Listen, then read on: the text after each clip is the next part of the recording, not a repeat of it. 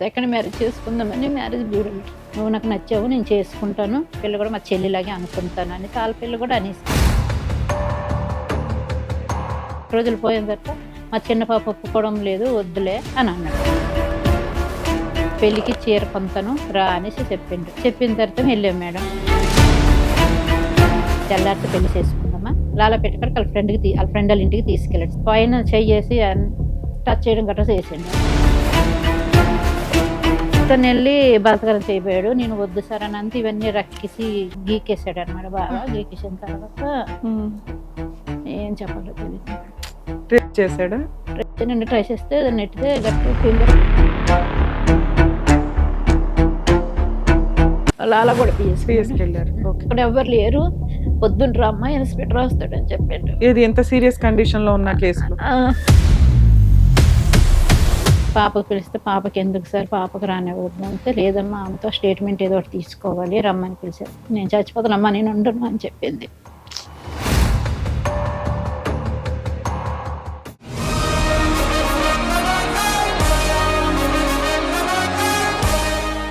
Madam నమస్తే అండి. ఎక్కడి నుంచి వచ్చారు, ఏంటి హైదరాబాద్ మేడం. ప్రాబ్లం ఏంటమ్మా? నాకు ఫస్ట్ మ్యారేజ్ అయింది. ఒక పాప 2 సంవత్సరాలు మా ఆయన వదిలేసి వెళ్ళిపోయాడు. 17 సంవత్సరాలు అవుతుంది ఫస్ట్ మ్యారేజ్ అయ్యి. అతనితో ఒక పాప, మీకు ఒక పాప. 17 సంవత్సరాలు ఉండిపోయాను. ఇప్పుడు మొన్న ఒక 8 మంత్స్ అవుతుంది మేడం. సెకండ్ మ్యారేజ్ చేసుకుందామని మ్యారేజ్ బ్యూరోలో చిక్కడపల్లి వెళ్ళాము. తోడు పోగరం అంతే. తను వదిలేసి ఎంతకాలం అయింది? 17 సంవత్సరాలు మేడం. వదిలేసి 17 సంవత్సరాలు. పాప వయసు ఎంత ఇప్పుడు? 19. ఇన్ని సంవత్సరాలు మీరు వద్దనుకున్నాను మేడం. ఏమన్నా కేసులు వేసారా? విడాకులు వచ్చినాయా? ఆయన వెళ్ళిపోయాడు, నేనేం పట్టించు. కోర్టు ద్వారా ఏమన్నా విడాకులు వచ్చినాయా? ఆయనకు లవ్ అంత మొదటి మ్యారేజ్ అయింది ఆయనకి. ఓహో. మొదటి మ్యారేజ్ అయిన తర్వాత నాకు చెప్పకుండా చేసుకున్నాడు. గుళ్ళో చేసుకున్నాడు. ఏం ఫోటోలు ఏం తీయలేదు. మామూలుగా ఎక్కడికి వెళ్తే ఫోటోలు ఉండేవి, నాకు తీసుకుండేవాడు. అలాగే పాప బర్త్ సర్టిఫికేట్ లో ఫాదర్ పేరు ఉందా? పేరు ఉంది మేడం. మీ ఆధార్ కార్డులో వాటిలో ఆయన పేరు ఉందా? ఆయన పేరు ఉంది. అది క్యాస్ట్ కలవలేదు ఆయనది నాది, కానీ మా పాప క్యాస్ట్ సర్టిఫికేట్ అన్ని చేశాను మేడం. ఎస్టీ అని. ఇప్పుడు 17 సంవత్సరాల తర్వాత మెయింటెనెన్స్ గానీ ఏమి తీసుకోలేదు. ఎలా బతికారు మరి పిల్ల పాప? వంట పని చేస్తాను. వంట పని చేస్తాను. మరి ఎన్ని సంవత్సరాల్లో మీకు ఎప్పుడు అనిపించలేదా పాపకి మీకు ఒక తోడు కావాలి అని? అనిపించలేదు. అంటే అతను వస్తాడు వెనక్కి అనుకున్నాను. పాపకి గవర్నమెంట్ స్కూల్లోనే 10th వరకు చదివించాను. ఎందుకు విడిపోయారమ్మా మీ ఇద్దరు? తెలియదు మేడం. అదేని ఆయనకి పెట్టుకుంటారు అనేసి భార్య ఉంది, నువ్వు ఉండగా మళ్ళీ ఇంకో ఆమె పెట్టుకున్నాడు. ఆయన తర్వాత సరే ఏం పని చేసేవాడు? Government employee madam. అయితే ఎందుకులే ఈ టార్చర్ ఉండలేము. అడిగితేమో గట్టిగా అడిగితేమో కొట్టిసాల అక్కలతో కొట్టించి నిన్ను ఇక్కడ చంపి అడిగేటోళ్ళు ఎవరు లేరు అని అన్నారు. బనగానపల్లి మేడం. అది ఎక్కువ నేను వెళ్ళిన 2 రోజుల్లోనే ఒక మర్డర్ కూడా అక్కడ జరిగింది. ముస్లిం చంపేయడం గట్రా జరిగింది. ఏదైనా అయితే నా పిల్లకి. వాళ్ళు ఎవరు, మీరెవరు? వాళ్ళు అంటే వేరే ఆ ఊర్లోనే మర్డర్లుగా జరుగుతుంటాయి మేడం. భయం వేస్తారు ఆయుధం కదా అనేసి. నీకు ఎక్కడ చంపి పాతేసినా నీకు ఎవరు అడిగేటోళ్ళు లేరు అనేసి అని అనగా నాకు భయం వేసింది. రాత్రికి రాత్రి పిల్లకి పట్టుకొని నేను వచ్చేసాను. వచ్చి హైదరాబాద్లోనే బతుకుతున్నాను. అలా బతుకుతుంటే మొన్న 8 మంత్స్ అయింది మేడం. ఆగస్టులోనైతే తోడు కావాలనేసి అనంత మా ఫ్రెండ్ ఒక ఆమె అన్నది, ఎన్ని సంవత్సరాలు అంతావు కదా, పిల్ల అయితే నువ్వు ఒక్కదరవ అయిపోతావు కదా, వెళ్ళు అని అన్నది. అంతే చిక్కడపల్లి వెళ్ళాను. ఒకసారి వెళ్ళాను, నచ్చలేదు నాకు, వచ్చేసాను. పిల్లకి యాక్సెప్ట్ చేయడం లేదు ఎవరు అనేసి. 2వ టైం వెళ్ళాను. మళ్ళీ పిలిచారు వాళ్ళు, వెళ్ళాను. ఒక ఆయన నేను ఏమో వద్దనుకున్నాను. అబ్బా ఇవన్నీ చూస్తుంటే ఒకలాగా ఉంది, వద్దులు అనుకుని వచ్చేసాను బయటికి. వచ్చేస్తే ఒక ఆయన ఎల్బీ నగర్లో ఉంటారు బ్రాహ్మణ్స్. ఆయన ఏం చేశాడంటే మీరేంటోళ్ళు అని అడిగారు. అయితే మేము ఎస్టీ కింద వస్తుంది, కానీ మా అమ్మ అయితే రెడ్డీసు, మా ఆయన ఎస్టీ అనేసి నేను చెప్పాను. ఎన్ని సంవత్సరాలు అయింది, డైవర్స్ అయిందా, చనిపోయినారా అని అడిగారు. లేదా ఆయన వెళ్ళిపోయి 17 సంవత్సరాలు అవుతుందని చెప్పాను. ఆయన తర్వాత సరే నాకు మీ నెంబర్ ఇవ్వండి అని అన్నాడు. అయితే ఎందుకంటే నేను చేసుకుంటాను మ్యారేజ్, పాప ఉన్న పర్లేదు యాక్సెప్ట్ చేస్తాను అన్నాడు. నాకు 2 పాపలు ఉన్నారు. ఒక పాపకు మ్యారేజ్ అయిపోయింది, ఒక పాప ట్రైనింగ్కి వెళ్తుంది, పైలట్ ట్రైనింగ్కి అని చెప్పిండు. అయితే నెంబర్ ఇచ్చాను మేడం. నెంబర్ ఇచ్చాక నేను ఫోన్ చేయలేదు. ఆయన నెంబర్ నేను తీసుకోలేదు, నా నెంబరే ఇచ్చాను. ఆ రోజు నైట్ 9:30 వద్దు ఆయన ఫోటోలు పంపించి ఏవో పాత పాటలు 2 పంపించాడు. నాకు చదవడం రాదు కదా, చెప్పాను నేను చదువుకోలేదు అనేసి. పాత పాటలు పంపించి ఫోటోలు గట్రా పంపించాడు. నువ్వు నాకు నచ్చావు, నేను చేసుకుంటాను అనేసి. అంతే సార్ నా క్యాస్ట్ వేరు మీ క్యాస్ట్ వేరు, వాళ్ళు బ్రాహ్మణ్స్. మీ ఆవిడ ఏమైంది, మా ఆవిడ చనిపోయి నెల రోజులు 2 రోజులు అవుతుందని చెప్పిండు. నెల రోజులకి మీకు ఇంకో పెళ్లి కావాలా సార్, ఇప్పుడు అంత మర్చిపోయారా అన్నాను నేను. అంతే, లేదు ఒక్కడిని అయిపోతున్నాను, పాపకు పెళ్ళి అయిపోయింది, ఒక పాప ఉంటుంది, రేపు 3 నెలలకి పెళ్లి చేసేస్తాను, నా ఫీలింగ్స్ పిల్లలకు చెప్పలేను కదా అనేసి నేను చెప్పిండు. సరే సార్ నేను చూస్తాను, మా పాపను కూడా అడుగుతాను అని చెప్పాను. అడుగుతానని చెప్పినాక సరే అనేసి ఆయన ఎటన్నాడని అంటే ఫోటోలు పంపించడం, రోజు నైటే 9 తర్వాత ఫోన్లు చేస్తుండేవాడు. మేము 7 గంటలకు తినేసి పడుకుండిపోయేటోళ్ళం. అయితే సరే వచ్చేస్తుంది సార్, నైట్ టైం ఫోన్ చేయకండి, డే టైం మీద, డే టైం నాకు టైం ఉండదు, పూజలకి గట్రా వెళ్తుంటానని చెప్పిండు. అది సరే మీ ఇంట్లో కనుక్కోండి, మీ ఇంట్లో ఒప్పుకుంది, మా పాప కూడా ఒప్పుకుంటుంది అని చెప్పాను నేను. ఆ 2 రోజులు 4 రోజుల తర్వాత వాళ్ళ పాపకి ఆయన వచ్చిండు ఒక్కడు మా ఇంటి దగ్గరికి, రాధిక థియేటర్ దగ్గరికి వచ్చిండు. వచ్చి కలిసిండు. కలిసి నేను చేసుకుంటాను, నువ్వు నాకు నచ్చావు అని అన్నాడు. మీ పిల్లలు ఫస్ట్ ఒప్పుకొని సార్ తర్వాత చేసుకుందావా అనేసి నేనేం చేస్తాడు, పూజలు చేస్తుంటాడట మేడం. గవర్నమెంట్ ఆఫీసర్నే వదిలేసావు, ఏది ఏ కేసులు వేసినా కొంత కాంపెన్సేషన్ ఏమన్నా వచ్చేది, ఇతన్ని ఏ రకంగా నమ్మావు నువ్వు? అయితే చేసుకుంటున్నాను. భార్య పిల్లలు ఉన్నారు కదా? భార్య లేదు మేడం, ఆయనకి పిల్లలు ఉన్నారు. ఒక పాపకు పెళ్లి అయిపోయింది. మీకు ఆయనకి ఎంత తేడా ఉంటది వయసులో? వయసులో 8 సంవత్సరాలు 7 సంవత్సరాలు ఉంటుంది.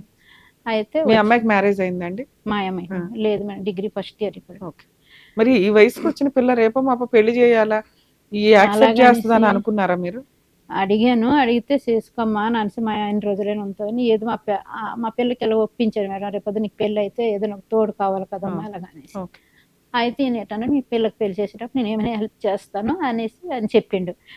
దేవుడు 8 months నుంచి పరిచయం అయినా 4 రోజులు 10 రోజుల నాడే అన్ని మాట్లాడిండు. వాళ్ళ అల్లుడికి వాళ్ళ కూతురికి తెచ్చిండు. నాకు ఎలా పరిచయం అన్నారు మీరు? 600 ఫీజు తీసుకుంటాడు ఆయన, లేడీస్కి అయితే, జెంట్స్కి అయితే 1000 రూపీస్ తీసుకుంటాడు. అక్కడికి వెళ్ళాము. ఎలా కలుపుతారు మీ అందరిని? బయోడేటా ఇస్తారు, అందరికి మీటింగ్ పెడతారు, చాలా మంది వస్తారు, 100 మందికి వస్తారు. అక్కడ అందరి పేర్లు, అందరు బయోడేటా, ఆధార్ కార్డులు అన్ని, ఏజ్, పిల్లలు ఉన్నారా లేదా అన్ని ఆయన చెప్తాడు అనమాట. బయటికి పైకి చెప్పేస్తాడు. అప్పుడు అందరు పరువు పోద్ది కదమ్మా. అలాగనేసి నేను ఫస్ట్ సారి వెళ్ళలేదు, రెండోసారి నీకు ఉంటదమ్మా రా అని పిలిస్తే మళ్ళీ వెళ్ళాను నేను. అందరు ముఖాలు చూస్తుందరు కదా, చిగ్గు తగులుతుంది అనుకో నేను వెళ్ళడం మానేశాను. అని తర్వాత ఏమో ఆయన పిలిచిండు మేడం. పిలిచిన తర్వాత వాళ్ళ కూతురికి వాళ్ళ అల్లుడికి తీసుకొచ్చిండు. నైట్ 7 గంటలు అవుతుంది ఇలాగ, పెద్ద కూతురికి అల్లుడికి. వాళ్ళకి ఇష్టమైంది నా క్యాస్ట్ ఇది, మా పిల్లల కాడ ఇది తెలుగు బ్రాహ్మణ్స్ అని చెప్పుకొని అన్నాడు. అంతే, లేదు సార్ ఆధార్ కార్డులో తెలిసిపోతుంది కదా, నా లాంగ్వేజ్ కూడా తెలుస్తుంది కదా, అలాగ అబద్ధం అడగడు, ఒప్పుకున్నారు, లేకపోతే లేదులేండి అనేసాను నేను. మా పాపకు తీసుకొని రమ్మన్నారు. మా పాప నేను వెళ్ళాం మేడం. వెళ్ళిన తర్వాత వాళ్ళ కూతురికి అల్లుడికి నచ్చారు. నచ్చిన తర్వాత ఓకే మేము అన్ని దిగులు తిరుగుతాము, నీకన్నీ చూస్తాము, పర్వాలేదు, ఆ పిల్ల కూడా మా చెల్లిలాగే అనుకుంటాను అనేసి వాళ్ళ పిల్ల కూడా అనేసింది. అనిగాని వెళ్ళిపోయారు. వెళ్ళిపోయిన తర్వాత అక్కడికి 2 రోజులు పోయిన తర్వాత మా చిన్న పాప ఒప్పుకోవడం లేదు, వద్దులే అని అన్నాడు. వద్దులే అంతా మానేయండి సార్, ఇంకెంతవరకు మాట్లాడకండి అనేసి నేను నెంబర్ డిలీట్ చేసి డిలీట్ చేసేసిన తర్వాత మళ్ళీ 2 days తర్వాత ఫోన్ చేసిండు. ఫోన్ చేస్తే మళ్ళీ ఏమైంది అని అంటే, లేదు మా పాప వెళ్ళిపోతుంది, సంబంధం ఒకటి వచ్చింది ఎల్బీ నగర్ నుంచి, పెళ్లి చేసేస్తాను, నాకు మీరు ఎస్టీనా, ఆయన బ్రాహ్మిన్స్ మేడం. మిమ్మల్ని చేసుకున్నా కలిసి ఉంటాడు అని మీకు అనిపించిందా? ఆయన ఒట్లేసాడు మేడం, దేవుడి గుడి కాడ నేను చేసుకుంటాను అని. కాదండి, అక్కడ ఆల్రెడీ బ్రాహ్మణ సంబంధాలు కూడా ఉండుంటాయి. చేసుకున్నాడు, బ్రాహ్మణ సంబంధాలు ఎవరు ఏంటనేసి నచ్చక నేను వెళ్ళడం లేదు, తిరుగుతున్నాను అని చెప్పిండు. అయితే నేను అప్పటికి 4 సుట్లు అడిగాను, మా క్యాస్ట్ చిన్నది అనేసి. చిన్నది పెద్దది కాదు తల్లి, కొన్ని ఆచార అలవాట్లు ఇవన్నీ ఉంటాయి కదా, మాట అంటే తట్టుకోలేం, అర్థమవుతుందా? అందుకు ఆ బ్యాలెన్స్డ్ రిలేషన్స్ ఉండాలి కాబట్టి ఇలాంటివి కొంచెం మనం యాక్సెప్ట్ చేయలేం. మీరు బ్రాహ్మిన్స్ కాకుండా ఇంకెవరినన్నా అనుకోండి, మీరు ఒక మాట అనగలరు, ఏదైనా చేయగలరు. ఆయన ఏదో మీకు జీవితం ఇచ్చినట్టు ఉంది కదా ఇక్కడ. లేదు, నా క్యాస్ట్ తో సంబంధం లేదు, నేను చేసుకుంటాను అని అన్నాడు. అన్న తర్వాత ఏమో అక్కడ 2 days తర్వాత వద్దు, మా చిన్న పిల్ల వద్దు అంటుందంటే, మానేయండి సార్, నాకు కూడా వద్దు అని చెప్పేశాను నేను. చెప్పేసిన తర్వాత మా పాప కూడా వద్దులే అమ్మా ఎందుకు మాట్లాడడం అనేసి మా పాప కూడా అనేసి, అక్కడ 2 days తర్వాత మళ్ళీ చేసిండు ఫోన్. మళ్ళీ చేసి, లేదు నువ్వు నాకు బాగా నచ్చావు, నేను వదులుకోలేకపోతున్నాను, నేను చేసుకుంటున్నాను, నీ సార్ ఒకసారి పర్సనల్గా మాట్లాడుతాను, మళ్ళీ గుడి కడక రా అని పిలిచినాడు. మళ్ళీ గుడి కడికి వెళ్ళిన తర్వాత దేవుడు సాక్షి చెప్తాను, నా పిల్లలు సాక్షి చెప్తాను, నేను పెళ్లి చేసుకుంటాను నీకు, మా పిల్ల ట్రైనింగ్కి వెళ్ళిపోతుంది, ఫ్లైట్ ట్రైనింగ్ అవుతుంది, బెంగళూరు వెళ్ళిపోతుంది, నేను చేసుకుంటాను, తర్వాత నేను అందరికి చెప్పుకుంటాను, తర్వాత రిసెప్షన్లో పెట్టుకుంటాను అని అన్నాడు. అన్న తర్వాత సరేలేండి సార్ ఒప్పుకున్నాక మాట్లాడదాంలేండి అనేసాను. ఆయన టెలిఫోన్ ఇంటికి వచ్చాను. అక్కడికి 2 days తర్వాత ఆగస్ట్ 5 మేడం, మొన్న లాస్ట్ ఇయర్ ఆగస్ట్ 5వ తారీఖునేమో పిలిచిండు. పిలిచి పెళ్ళికి చీర కొంతను రా అనేసి చెప్పిండు. చెప్పిన తర్వాత వెళ్ళాం మేడం.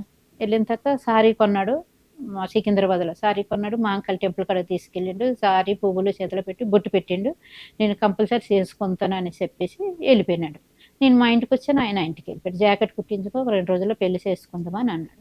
అసలు నేను వచ్చేసాను. వచ్చేసిన తర్వాత ఏమో మళ్ళీ ఆ నైట్ ఫోన్ చేసి మా పాప చూసింది ఫోన్లోన నేను చీర కొన్ని డబ్బులన్నీ చెన్నై షాపింగ్ మాల్లో నేను కొన్నది బిల్ అన్నీ చూసింది, తిడుతుంది. వద్దులే అన్నాడు మేడం. మళ్ళీ నాకు ఈ నసొద్దు సార్, ఈ టార్చర్ వద్దు, రోజు మీరు ఇప్పుడు డౌన్ అంటారు రేపు కాదు అంటున్నారు, ఇప్పుడే ఇలాగొంతే మీరు లైఫ్ లాంగ్ ఇంకా ఇలాగొంతారని గ్యారంటీ లేదు, నాకు వద్దులేండి సార్ మానేయండి, మీ చీర మీరు తీసుకెళ్ళిపోండి, నాకు ఒక ఎవరు ఇచ్చిన నాకు వద్దు అన్నాను నేను.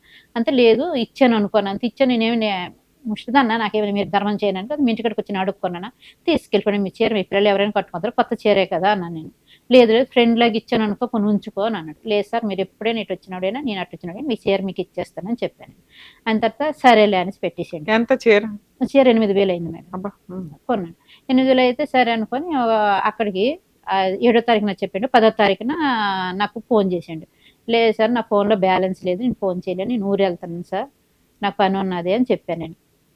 అని తర్వాత మెసేజ్ పెట్టండి 5 గంటలకు ఫోన్ చేస్తాను అని చెప్పేసి 5 గంటలకు ఫోన్ చేసిండు. చేసేసి మంగళసూత్రము పట్టు గొలుసులు అవి కొంటాను, మనం తెల్లారితో పెళ్లి చేసుకుందామా, పెళ్లి చేసుకుని ట్యాంక్ బండ్ ఇక్కడ పక్కకు వెంకటేశ్వర స్వామి గుడి ఉన్నదంట కదా మేడం, అక్కడ చేసుకుందామా, పొద్దుంతే మనం కొనలేము కదా అనేసి మళ్ళీ చేసుకుంటాను అన్నాడు. 5వ తారీఖు రోజు ఏరుకునే రోజు రూమ్ ఫ్రెండ్ పంతులు ఉంటాడు, రా వెళ్దామా జాతకం చూపిస్తాం అన్నాడు మేడం. లాలపేట కాడికి వాళ్ళ ఫ్రెండ్ వాళ్ళ ఇంటికి తీసుకెళ్ళాడు. శివాలయం ఉంటుందా ఎదురుగా ఒక రూమ్ ఉంటుందా అయింది, అక్కడికి తీసుకెళ్ళిన తర్వాత 5వ తారీఖు 7:30కి 7 గంటలకు తీసుకెళ్ళాడు మేడం. తీసుకెళ్ళిన తర్వాత ఏమో పైన చెయ్యేసి టచ్ చేయడం గట్రా చేసిండు. అయితే వద్దు సార్ పెళ్లి కాకముందు అలా చేయకండి, నేను వచ్చేసాను కాబట్టి. వచ్చిన తర్వాత సారీ ఏమనుకోకు, నేను పెళ్లి చేసుకుందాం అని చెప్పిన తర్వాత ఆయన అటు వెళ్ళిపోయిన. లేదు మేడం, టచ్ వరకే ఉన్నది. ఆయన తర్వాత ఏమో అక్కడ టచ్ చేసి నేను కోపం అయిపోయి వెళ్ళిపోయాను, మీతో నాకు పెళ్లి వద్దు సార్, సెట్ కావడం లేదు అని చెప్పి వెళ్ళిపోయాను. వచ్చిన తర్వాత అమ్మాయి ఒప్పుకోవట్లేదు అన్నాడు. ఒప్పుకోవడం లేదు.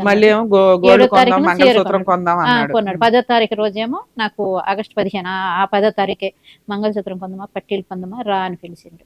రా అని పిలిచిన తర్వాత ఏమో సరే అనుకుని నా ఫోన్లో బ్యాలెన్స్ లేదు సార్, నేను రాలేను, నాకు చేతులు కూడా పైసా లేదు, ఆటోకి రాను నాకు కూడా అంతే, ఇక్కడ కొందాం రాధిక థియేటర్ దగ్గర ఉన్నాయి కదా చాలా షాపులు కొందాం రాని అంతే, లేదు ఇక్కడ మా ఫ్రెండ్ కూడా వస్తాడు కదా కొనాలి, మనకు ముహూర్తాలు తీస్తాడు, తెల్లారితే మళ్ళీ 9 గంటలకు షాప్ లేట్ ఉండవు అని చెప్పింది.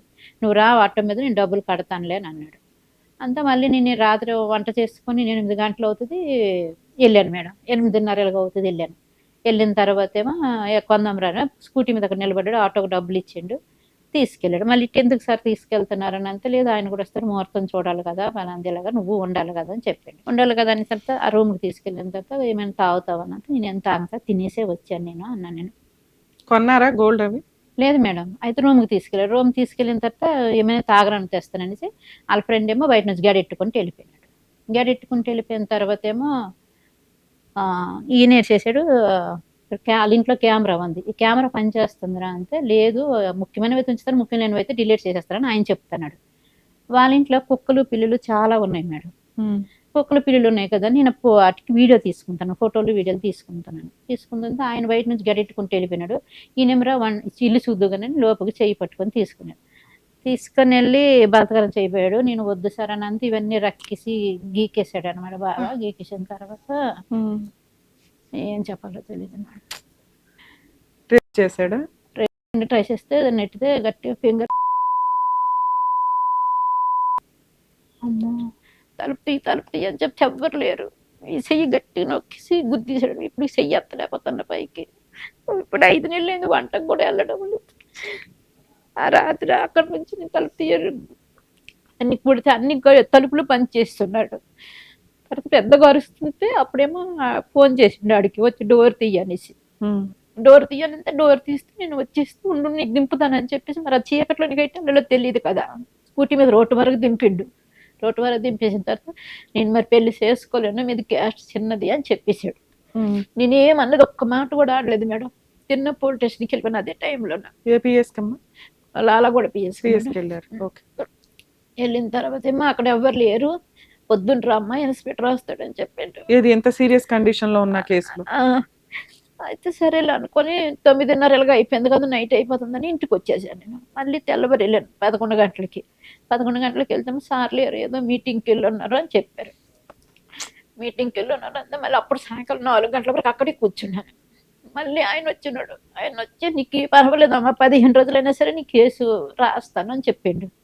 చెప్పిన తర్వాత ఏమో రాసిండ్రు, ఏమేమి రాసిండ్రు, ఏమేమి చేసిండ్రు, ఎల్లు అని అన్నారు. ఎల్లు అనిపోయిన పేపర్స్ తర్వాత తెచ్చారమ్మా? ఎఫ్ఐఆర్ కాపీ ఏమైనా ఉందా? అయితే ఎల్లు అన్నారు. వెళ్ళిన తర్వాత మళ్ళీ వెళ్ళాను. ఆయనకి ఎతుకుతారు, పట్టుకుంటారులే, ఆయన ఎక్కడ ఉంటారని అంటే ఎల్బీ నగర్లో ఉంటారు సార్ అని చెప్పాను. ఫోన్ నెంబర్ ఇచ్చాను. ఆయనకి 2 రోజుల నాడు ఎతికి తెచ్చారు. ఎతికి తెచ్చిన తర్వాత మీరు చేశారు అంతే, ఏం లేదు అంటున్నాడు, అబద్ధం ఆడుతున్నాడు, నువ్వు అబద్ధం ఆడుతున్నావు అనేసి నా అక్కడ ఎస్ఐ మమతా మేడం అనేసి ఉన్నారు. మెడికల్ టెస్ట్ కి పంపించలేదా మిమ్మల్ని ఆ రోజు? అయితే లేదు మేడం, నేను కుక్కలకి వీడియో తీస్తున్నాడు, ఆయన నాకు నెట్టుతున్నప్పుడు అన్ని వద్దు వదులు వదులన్నా అంతే రికార్డ్ అయిపోయింది మేడం. మొహాలు సరిగ్గా పడలేదు, రికార్డ్ అయిపోయింది. రికార్డ్ నా మొహమే పడ్డది ఎక్కువ. ఆయన తర్వాత రికార్డ్ అయిపోయిన తర్వాత లేదని చెప్తున్నాడమ్మా, నువ్వేం అబద్ధం ఆడుతున్నావు అంటే, అబద్ధం ఆడితే నేను రేపు చేసాడని అబద్ధం ఆడతాను మేడం, నేను అన్ని విషయాలు అలా చెప్పను అనేసి చూపించాను. అన్ని చూపించి రేపు ఆయనకు అడిగితే నేను ఏం చేయలేదు, ముట్టుకోలేదు కూడా అని అన్నాడు. వాళ్ళ కూతురు, పెద్ద కూతురు, అల్లుడు ఆయన వచ్చినారు. ఈ ఫోటో వీడియో చూసింది మమతా మేడం, చూసి ఆయనకు చూపించింది. ఇది నువ్వు కాదా, ఆమె వదిలి అంతుంటే నువ్వు అలా చేస్తున్నావు అని అంతటికి సైలెంట్ అయిపోయాడు. సైలెంట్ అయిపోయిన తర్వాత ఆమె సగం ఎఫ్ఐఆర్ రాసింది అనమాట. రాసిన తర్వాత ఆయన నాకు బయట పిలిచి, రాజీ అయిపో, నాకు ఆపరేషన్ అయిపోయింది, ఇలాగ అయ్యింది అలాగ అయ్యింది అని అంటున్నారు ఇప్పుడు పిల్లలు అని. మమతా మేడం ఏడు చేసిందంటే, వద్దు రాజీ అవ్వకనేసి లోపలికి పిలిచింది. పిలిచి సంతకాలు పెట్టించుకుంది. రాత్రి 12:30 అయింది. భరోసా ఆఫీస్కి కూడా వెళ్ళాము. 12:30 అక్కడ ట్రీట్మెంట్ చేసి అది చెయ్యన్ని చూసారు. ఇదంతా సెటిల్మెంట్ అంటే ఏంటి, పెళ్లి చేసుకోవడమా లేకపోతే ఏమో మరి ఏటో మరి నాకు మాట్లాడనివ్వలేదు మేడం. ఇట్లాంటివి సెటిల్మెంట్ చేసుకోకూడదు మాట్లాడకంటే అక్కడ భరోసా ఆఫీస్కి వెళ్ళాము. వాళ్ళు 9,000 వేసారు మేడం మొన్న నాకు, క్యాస్ట్ చిన్నదన్నాం అనేసి. ఇప్పటికి చెయ్యి నాకు పైకి లేగదు, నొప్పి ఉన్నదంటే మెజెస్టిక్ దగ్గరికి వెళ్ళి అన్ని రాసామని చేసాం. కానీ గడికి పోలీసులు నెలకు ఒకసారి పిలుస్తున్నారు, ఇది తక్కువైంది అది తక్కువైంది అని పిలుస్తూనే ఉన్నారు. ఆయనకి ఏం చేశారంటే, ఏం లేదమ్మా, ఆయన డబ్బులు కట్టి బయటకు వస్తాడు కదా అనేసి. అరెస్ట్ అయ్యారు అని అంటున్నారు. డబ్బులు కట్టి బయటకు వస్తాడు కదా, ఎప్పుడో అవుతుంది, నీకు అంతకాలం హైకోర్టులోకి వెళ్ళిపో కేసు వేసుకోవడానికి అనేసి అంటున్నారు. నీకేం కావాలి, ఇక్కడికి ఎందుకు వచ్చారు? నాకు ఏదైనా మీరు న్యాయం చేస్తారు. మీ దృష్టిలో న్యాయం ఏంటి? ఆల్రెడీ అరెస్ట్ అయ్యాడు, కేసు అయితే స్ట్రాంగ్ గానే నడుస్తుంది. మీరు ఒకసారి ఆ పేపర్స్ ఇవ్వండి అమ్మా, అందులో ఇంకేం చేయొచ్చో చెప్తాను. మన లాస్ట్ మంత్ పాపకు పోలీసులు పిలిచారు మేడం. ఆయనకి ట్రాన్స్ఫర్ అయిపోయి వెళ్ళిపోయినాడు. ఇంకొక ఆయన వచ్చిండు ఇన్స్పెక్టర్ గారు. పాపకు పిలిస్తే, పాపకి ఎందుకు సార్, పాపకు రానివ్వద్దంటే, లేదమ్మా ఆమెతో స్టేట్మెంట్ ఏదో ఒకటి తీసుకోవాలి, రమ్మని పిలిచారు. పాప స్టేషన్కి వెళ్ళేసి 2 గంటల సేపు కూర్చున్నాం అక్కడ. అప్పుడు ఏదేదో అడిగినారు. పాపకి రాసుకొని ఇంటికి వచ్చిన తర్వాత, నేను చచ్చిపోతానమ్మా, నేను ఉండను అని చెప్పింది. నేనే చచ్చిపోతున్నా, మా పాప ఊరేసుకొని ట్రై చేశాను మేడం. మా పాప తిత్తరం ముందు మానేసి అన్నది.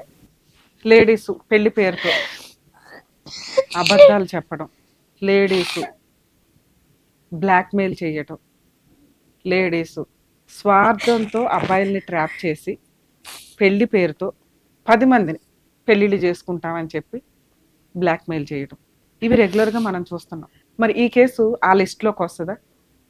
మోసం చేసే స్త్రీ. ఎందుకు చాలా సందర్భాల్లో జెంట్స్కి ఫేవర్గా ఈ రోజున మాట్లాడాల్సి వస్తుందంటే, చాలా కేసులు మిస్యూజ్ అవుతున్నాయన్న ఉద్దేశం. తప్పు చేసేది ఇద్దరు అయినప్పటికీ మ్యాక్సిమం కేసుల్లో బలవుతున్న వ్యక్తులు జెంట్స్. ప్రతి కేసు ఒకటే కాదు, ఈ కేసు పూర్తి విరుద్ధం. ఒక స్త్రీ ఇక్కడ కూర్చొని, ఇక్కడ మా రమ్య గారి ముందు కూర్చోవాలంటే మ్యాక్సిమం ఒక భయపడతారు. తప్పు చేసిన వాళ్ళు ఎవరు ఇక్కడికి రారు, న్యాయం కావాలి అనుకునే వాళ్ళు ఇక్కడికి వస్తూ ఉంటారు. నాతో మాట్లాడేటప్పుడే నేను కొంత అబ్జర్వ్ చేయగలుగుతాను, ఏది నిజం ఏది అబద్ధం అని. బయట దగా చేసే లేడీస్ అంతా ఒకవైపు ఉంటే, కొన్ని సందర్భాల్లో అనిపిస్తుంది ఎట్లాంటి కేసులు ఉండాలరా బాబు జెంట్స్ తోలు తీయడానికి అని. ఎందుకంటే ఇలాంటి బాధితుల్ని రక్షించాలి అంటే కనీసం ఇలాంటి చట్టాలు ఉండాలి. లేడీస్నన్నా కంట్రోల్ చేయొచ్చేమో కానీ జెంట్స్ని కంట్రోల్ చేయడం కుదరదు, జరగదు. ఎందుకంటే కొన్ని 100 సంవత్సరాలు పట్టింది లేడీస్కి ఉపయోగపడే విధంగా చట్టాలు తీసుకురావడానికి. కానీ ఇలాంటి బాధితులు ఉపయోగించుకోవాల్సిన కేసుల్ని, చట్టాలని మిస్యూజ్ చేస్తూ, బ్లాక్మెయిల్ చేస్తూ కొంతమంది అమ్మాయిలు చేస్తున్న రాంగ్ ఫైలింగ్స్ వల్ల ఈ రోజున ఈ బాధితురాలు పోలీస్ స్టేషన్కి వెళ్ళటానికి కూడా భయపడుతుంది, ఇబ్బంది పడుతుంది. వింటుంటే మేబీ మీకు మేము కొంత టెలికాస్ట్ చేస్తామేమో కానీ ఒళ్ళు జలదరించిందండి. Too much. ఒక తోడు కావాలి అనుకొని మ్యారేజ్ బ్యూరోకి వెళ్ళింది. ఎక్కడ సోషల్ మీడియాలో ట్రాప్ చేసుకుంటూ కూర్చోాల, అతని దగ్గర నుంచి ఏమీ డబ్బులు తీసుకోవాలా. మ్యారేజ్ బ్యూరోలు ఈ రోజున ఒకప్పుడు సంబంధాలంటే చుట్టాలు వీళ్ళు వాళ్ళు వెతికి తీసుకొచ్చేవాళ్ళు. ఈ రోజున సంబంధాలంటే మ్యారేజ్ బ్యూరోలకు వెళ్తున్నారు. మ్యారేజ్ బ్యూరోల్లో ఇన్ఫర్మేషన్ ఏది కరెక్ట్ కాదు, ఇంక్లూడింగ్ శాలరీతో సహా. అయినా తప్పదు, ఒక వ్యక్తి ఇంకో వ్యక్తికి పరిచయాలు అవ్వాలి అంటే వెళ్తున్నారు. ఆ కుప్పల తెప్పల్లో ఇక్కడ కొంత మ్యారేజ్ బ్యూరో ఏదైతే ఉందో అది రీజనబుల్ గానే ఉన్నప్పటికీ ఏదో గేదలు ఆవులు మేకల్ని మనం కూరగాయల బేరాలకు పెట్టుకుంటున్నట్టు ఎట్లా ఉందో అలా అనిపించింది నాకు ఆ ట్రెండింగ్ చూస్తే. ఏది అందరిని ఇటు 100 మందిని అటు 100 మందిని పిలిచి ఒక్కొక్కరిని స్టేజ్ ఎక్కించి ఈవిడ పేరు ఇది, ఈవిడ క్వాలిఫికేషన్స్ ఇవి, ఈవిడ క్యాస్ట్ ఇది, ఈవిడ అవ్వరం ఇది, ఇతని క్యాస్ట్ ఇది, ఇతని పని ఇది, ఇతని జాబ్ ఇది, ఇతని ఫలానా, అలా ఆవిడ ఇప్పుడు చనిపోయింది, ఇలా ఆయన ఇప్పుడు చనిపోయాడు, వీళ్ళు ఎలా విడాకులు తీసుకున్నారు. ఇది ఒకళ్ళకే తెలియదు. వీళ్ళ సంబంధం ఏదో ఒకటి వస్తుంది అనుకుంటే మిగతా 99 మంది చూస్తారు. ఈ ట్రెండ్ కొంచెం బాగాలేదు, కాస్త మ్యారేజ్ బ్యూరోలు ఎవరో ఇలా మ్యాచెస్ చూసేవాళ్ళు కొంచెం ఆలోచించండి, ఇది కరెక్ట్ కాదు అని. ఎందుకంటే ఆ వ్యక్తే కాదు, ఇంకొక 10 మంది కూడా ట్రాప్ చేస్తూ ఉంటారు. లేడీస్ ఖచ్చితంగా జాగ్రత్త పడాల్సిందేనండి. ఇంత అన్యాయం జరిగినాక పాప మీ అమ్మాయికి వెనకాల బ్యాక్గ్రౌండే లేదు, ఎవరో ఒకళ్ళు ఒకప్పుడు ఏదో అయిపోయింది. ఒక కూతురు వచ్చింది ఈ రోజున, ఆ పిల్ల ఎంత అవమానం ఫీల్ అవుతుంది ఒక అమ్మ చేసిన తప్పటడుగు వల్ల. పోనీ అమ్మ తప్పటడుగు వేసిందా? వేయలా. కనీసం కూతురికి ఒక తోడు అమ్మ నాన్నగా ఉండి పెళ్లి చేసి తను వెళ్ళిపోతే నాకు ఒక తోడు ఉంటారు ఈ వయసులో, నేను నాకు వైపు ఓపుకున్నంత వరకు ఒక వ్యక్తికి హెల్ప్ చేయగలుగుతాను, సేవ చేయగలుగుతాను, ఆయన నాకు తోడుగా ఉంటాడన్న ఒక్క ఉద్దేశంతో, ఒక మంచి ఉద్దేశంతో వెళ్ళింది. ఎంత దారుణం అండి. బట్టలు కొంటానని చెప్పింది. అసలు నేను వింటున్న స్టార్టింగ్లోనే మేబీ మీకు అనిపించవచ్చు, అబ్జెక్షన్ చేసుకుంటూ వచ్చా. అదేంటి వాళ్ళు బ్రాహ్మిన్స్ కదా, మీరు ఎస్టీ, చేసుకుంటాడని నువ్వు ఎట్లా నమ్మావు తల్లి అంటే, ట్రాప్ చేయడం. వెనకాల ఎవ్వరు లేదు, చక్కగా ఉంది. వాడు వదిలి అవసరం పడేస్తే ఏం అనటానికి లేదు. 80% కేసులు వెయ్యరు తెలుసా ఇలాంటి కేసుల్లో. పరువు పోతుంది, నీ ఒళ్ళు కొవ్వెక్కిందా తల్లి నీకు తెలియదా అనేస్తారు పుసుక్కుని. ఇలాంటి సందర్భంలోనే రేపులు జరుగుతున్న కేసుల్లో మోసపోయిన ఆడపిల్లలు పోలీస్ స్టేషన్లకు వెళ్ళేది చాలా తక్కువ. వాళ్ళే లవ్ చేశారు, వాళ్ళే వచ్చారు, అయినా నీ బుద్ధేం అయ్యింది, నువ్వు మంచోడివేగా. ఇక్కడ పరిస్థితి వేరు. ఆయనే పిలిచి గోల్డ్ కొందాము, నా మంగళసూత్రం కొందాం అని చెప్పి ఫ్రెండ్ రూమ్కి తీసుకెళ్ళి జ్యోతిష్యం చూపిద్దామని రేప్ చేసిన సందర్భాలు చెప్పుకోవడానికే చాలా ఇబ్బందికరంగా ఉంది. ధైర్యం చేసే తల్లి మీకు నిజంగా హ్యాట్స్ ఆఫ్ చెప్తున్నాను, మీరు ధైర్యంగా పోలీస్ స్టేషన్కి వెళ్ళారు. కానీ ఇలాంటి కేసులు పెట్టేటప్పుడు పోలీస్ స్టేషన్స్లో కొంచెం ఎవిడెన్స్లన్నీ అడుగుతారు. ఎందుకంటే చాలా పెద్ద కేసు, నార్మల్ కేసుల కంటే కూడా పెద్ద కేసు. మనం ఈ మధ్య సోషల్ మీడియాలో కానీ వీటిలో కానీ చూస్తున్నాం, సెలబ్రిటీ పిల్లలు, పొలిటికల్ లీడర్స్ పిల్లలు మైనర్ అమ్మాయిలతో ఫ్రెండ్షిప్ చేసి మైనర్ అమ్మాయిలే వచ్చి మీద పడినా కూడా అది చాలా స్ట్రాంగ్ కేసు. ఆ అబ్బాయిలు జాగ్రత్త పడండి అని 100 సార్లు చెప్తున్నాం. తెలిసి తెలియక, లీగాలిటీ తెలియక కొంతమంది ఆ అమ్మాయి వచ్చింది, ఆ అమ్మాయి మీద పడింది, ఆ అమ్మాయి డ్రగ్, ఇవన్నీ వేస్ట్ మాటలు. లా అండ్ ఆర్డర్ ప్రకారం, రూల్ ప్రకారం ఏముందో అది ఫాలో అవ్వాలంతే. సెలబ్రిటీ పిల్లలు, పొలిటికల్ లీడర్స్ పిల్లలు, అసలు ఆర్డినరీ మగ పిల్లలు ఎక్కువ జాగ్రత్త పడాలి మైనర్ అమ్మాయిల విషయంలో. వద్దు అసలు, సరౌండింగ్ వద్దు, ఆ ఫ్రెండ్షిప్ వద్దు, ఆ లవ్ వద్దు, ఆ చొట్టరికం అసలు వద్దు. అయిపోయిందా? ఎక్కడ ఎవరిని ఆపడానికి లేదు, ఎవరైనా అరెస్ట్ అవ్వాల్సిందే. ఎంత గొప్ప వ్యక్తులైనా, ఎంత డబ్బున్నా కూడా మైనర్ పిల్లల కేసుల్లో కోర్టు కొంచెం కూడా టాలరేట్ చేయదు, లా అండ్ ఆర్డర్ కొంచెం కూడా టాలరేట్ చేయదు. మరి మేజర్ అయిన అమ్మాయిల విషయం పరిస్థితి ఏంటి? మరి అది ఈజీయా? ఆ పవర్ కంటే కొంచెం తక్కువేమో, కానీ ఈ కేసు కూడా ఏం తక్కువ కాదు. నిజమా కాదా అనేది కోర్టు డిసైడ్ చేస్తుంది. ఏంటి నిజం? మైనర్ అమ్మాయిలంటే వాళ్ళు ఇష్టపడి వచ్చినా కూడా కోర్టు కన్సిడర్ చేయదు, వాళ్ళ విల్లింగ్ యాక్సెప్టబుల్ కాదు, అది క్రైమే 100%. మేజర్ వాళ్ళ విషయంలో వాళ్ళకి నాలెడ్జ్ ఉంటుందిగా, ఎందుకు వెళ్తున్నారు, ఏం జరుగుతుంది, ఎందుకు ఆ అబ్బాయి చేయడానికి వచ్చాడు, ఖండించడానికి ఉన్న ఆప్షన్స్ ఏంటి, ఇవన్నీ కన్సిడర్ చేసి ఫైనల్గా జడ్జిమెంట్లో ఫేవరబుల్గా రావచ్చేమో. కానీ చీటర్ అమ్మాయిలు కొంతమంది ఉంటారు. ఇప్పుడు ఈవిడ కేసు మనం కన్సిడర్ చేస్తే ఈ బ్యాక్గ్రౌండ్లో ఏం జరిగింది, 17 ఏళ్ళు అన్న స్టోరీ వచ్చేస్తుంది. అవన్నీ ఎంక్వైరీ చేసుకున్నారు పోలీసులు. ఈవిడ పర్ఫెక్ట్ అని రుజువు అయింది కాబట్టి ఈ రోజున నుంచోబెట్టి వాడు తోలు తీయడానికి ఎతుకుతున్నారు. వాడు ఆల్రెడీ అరెస్ట్ అయ్యాడు. సో ఆడవాళ్ళని జడ్జ్ చేసే ముందు 1కి 100 సార్లు ఆలోచించండి. వాళ్ళ పరిస్థితుల ప్రభావం వల్ల ఎక్కడో 1, 2 మిస్టేక్స్ జరుగుతాయి. లేదా నమ్ముతారు అవతల వ్యక్తిని. పనిగట్టుకొని మోసం చేసినోడు ఎవ్వడైనా జీవితం సర్వనాశనమే, గుర్తుపెట్టుకోండి. మేడం, మీ కేసు విషయం మీకు కొంత నాలెడ్జ్ ఉంటే మీరు ఇంత టెన్షన్ పడరు. తల్లి, మీరు చాలా మందికి రిప్రజెంటేటివ్. కొన్ని వందల మంది మహిళలు పోలీస్ స్టేషన్కి వచ్చి ఇలాంటి కేసుల్లో కేసేయరు. ఎందుకంటే ముందు మిమ్మల్ని జడ్జ్ చేసి పడేస్తారు. నీకు తెలియదా ఎందుకు వెళ్ళావు ఆ రూమ్కి, ఆడు రేప్ చేస్తుంటే ఏం చేసావు, ఆడు చెయ్యెత్తుంటే ఏం చేసావు, నీకు ఒక కూతురు ఉంది, ఇవన్నీ మాట్లాడడం ఈజీ. కానీ పరిస్థితుల ప్రభావంలో మీరు మీ ఇంట్లో మీరు ఎలా బతుకుతున్నారు అనేది మీకే తెలుసు. ఎవరో ఒక పూట వచ్చి తిండి పెట్టే వాళ్ళు ఉండరు, సలహాలు ఇచ్చి జడ్జి చేసేవాళ్ళు ఎక్కువ మంది ఉంటారు. నీ కష్టం నీది. ఈ రోజున ఒక భద్రకాళిలాగా నీ కష్టం పోరాడడానికి నువ్వు బయటకు వచ్చావు. నీకు నీ కూతురు సపోర్ట్ ఉంది. మీరు అసలు వెనక్కి కూడా తిరగకండి. ఇది పర్ఫెక్ట్ కేసు. న్యాయం అంటే ఏంటి ఈ కేసుల్లో? జనరల్గానే మాట్లాడతాం. 2 రకాలు. ఒకటి, మీ దగ్గర ఉన్న ఎవిడెన్స్ మెడికల్ రిపోర్ట్ మాత్రమే. అర్థమైందా? మెడికల్ రిపోర్ట్స్ మాత్రమే. మెడికల్ రిపోర్ట్ని బేస్ చేసుకొని నీ మీద అటాక్ జరిగిందా లేదా ఇంతవరకు కన్సిడర్ చేస్తారు. 100% మీ కేసు పనిష్మెంట్ పడే కేసు. అర్థమవుతుందా? కానీ కేసు పెట్టడానికి ముందు ఇది FIR copy, complaint copy, charge షీట్కి మధ్యలో అతన్ని అరెస్ట్ చేయడం జరుగుతుంది. అతను ఆల్రెడీ అరెస్ట్ అయ్యారు. నేను కూడా ఈ కేసును ఎంక్వైరీ చేస్తాను పోలీసులతో మాట్లాడి. అరెస్ట్ అయిన తర్వాత మీ తరపు నుంచి మీరు ఒక మాట చెప్పారు, నా కూతుర్ని అడిగి, అంటే మళ్ళీ పిల్లల జీవితం మీద ఎఫెక్ట్ పడుతుంది మీరు ఒక స్టెప్ ముందుకేస్తుంటే. పాప నిజంగా ధైర్యంగా మీకు సపోర్ట్ చేసిందంటే, పిల్ల నాన్న నువ్వు గ్రేట్ తల్లి, నువ్వు అసలు టెన్షన్ పడాల్సిన అవసరం లేదు, నువ్వెందుకు సూసైడ్ చేసుకోవాలి, ఇట్లాంటి ఎదవలు కదా, ఇలా పుట్టిన కూతుర్లు కదా సూసైడ్ చేసుకోవాలి. నాన్న ఆ రకంగా పంపించి పెళ్లి చేసుకున్నానా అని నాన్న ఒక ఆవిడ నాకు నచ్చింది అంటే నచ్చితే నాన్న ఉండనాలి, లేకపోతే కట్ చేసి పడేయాలి. నాన్న అది ఏమి ఎదవ డ్రామాలు చేస్తున్నాడు, అవి పిల్లలకి తగులుతాయన్న బేసిక్ సెన్స్ అన్నా ఉండాలి. వాళ్ళు కదా మా సిగ్గుపడాల్సింది, నీ కూతురు కదా సూసైడ్ చేసుకోవాల్సింది, వాళ్ళు సూసైడ్ చేసుకోవాలి. ఈ ఎపిసోడ్ చూస్తే కనుక అమ్మ గారి పిల్లలు మీకు నమస్కారం. బ్రాహ్మిన్స్లో ఇలాంటి హీనమైన లక్షణాలు చాలా తక్కువ ఉంటాయి. అది మీ నాన్నగారికి ఉన్న లక్షణాలు. కొంచెం ఆయనకు బుద్ధి చెప్పండి, ఈవిడికి న్యాయం చేయడానికి ఒక స్త్రీగా మీరు ఒక అడుగు బయటకు వేయండి అని నా రిక్వెస్ట్. లేదా మేము ఆల్రెడీ హెల్ప్ చేద్దాం, చూద్దురు కానీ ఎలా ఉంటుంది.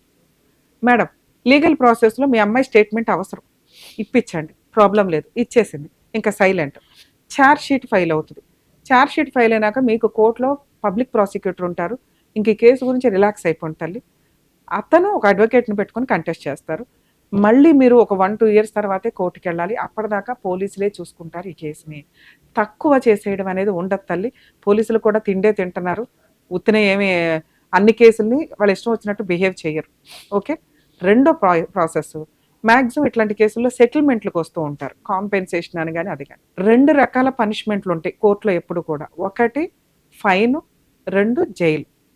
ఇక్కడ ఈ కేసులో 2 జడ్జి గారు ఫైన్ వేస్తారు ఫైనల్గా. ఇది ఒక 3 to 4 ఇయర్స్ నడుస్తుంది ఇంకా కేసు. కొంతమంది ఇట్లా ఇప్పుడు నీ కూతురు ఆల్రెడీ స్టేట్మెంట్ ఇచ్చి రావడానికి ఇబ్బంది పడిపోయింది. రేపొద్దుట ఆ బెంచ్ మీదకి ఎక్కి చెప్పేటప్పటికి ఇంకెంత అవమానం పడుతుంది, ఇంకెంత అవమానం పడుతుందో. కాబట్టి కొన్ని సందర్భాల్లో ఆ ఫైన్ ఏదో బయట అవుట్ ఆఫ్ కోర్టులో వేసి కాంపెన్సేషన్ రూపంలో తీసుకొని కేసుని హాస్టైల్ చేసుకోవడం ఒకటి. ఇది ఫ్యూచర్లో మీకు ఒక ఆఫర్ వస్తే ఈ ఆఫర్ని వాడుకోమనే చెప్తాను. 2, నేను కూడా ఈ కేసును ఒక ఫాలోఅప్ చేస్తానండి, మీకు అందుబాటులో ఉంటాను, మీరు టెన్షన్ పడకుండా. సరేనా? మీరు ధైర్యంగా ఉండండి తల్లి. నేను ఎస్ఐతో కూడా ఒకసారి మాట్లాడతాను. ఛార్జ్ షీట్ అయ్యిందంటే రెగ్యులర్గా ఏం జరుగుతుంది, ఏం చేస్తే బెటర్ అనే దాంట్లో కూడా నేను మీకు అందుబాటులో ఉంటాను 100%. సరేనా? ధైర్యం ఉండండి. All the best. చూడండి, ఒక మహిళ ధైర్యంగా ఇట్లాంటి కేసుల్లో, మీరే చీటర్స్ అయితే దయచేసి కేసులు వేయకండి, కానీ అన్యాయం జరిగినప్పుడు మాత్రం కొంచెం కూడా టాలరేట్ చేయకండి. ఎందుకంటే మిమ్మల్నే కాదు ఇంకొక 10 మందిని వాడు మోసం చేసుకుంటూ వెళ్తాడు. కాబట్టి ఇటువంటి అన్యాయమైన కేసుల్లో మీ పేరు బయటకు రావద్దన్నా కూడా ఖచ్చితంగా పోలీసులు మీకు సపోర్ట్ చేస్తారు. లీగల్ ప్రాసెస్లో మీకు కొంత టైం పట్టొచ్చేమో కానీ వాళ్ళకయ్యే లీగల్ ఎక్స్పెన్సెస్ చాలా ఎక్కువ ఉంటాయి. అలాగే వాళ్ళ కనీసం కోర్టుల చుట్టూ తిరగడం అనేది కూడా ఒక పెద్ద పనిష్మెంట్ కింద లెక్క. ఆ టైప్ ఆఫ్ పనిష్మెంట్ ఇవ్వండి. దయచేసి ఎవరికైనా ఇటువంటి సెక్సువల్ అబ్యూజులు, స్టూడెంట్స్ కానీ ఇళ్లలో ఉన్న మహిళలు కానీ పూర్తిగా సెక్సువల్ అబ్యూజ్ ఏదన్నా జరిగితే, అది హానెస్టీ కేసు అయితే ఖచ్చితంగా న్యాయవేదిక ప్రోగ్రామ్ని అప్రోచ్ అవ్వండి. మా వంతు ప్రయత్నంగా మేము మీకు చేయగలిగిన లీగల్ హెల్ప్ చేయగలుగుతాం.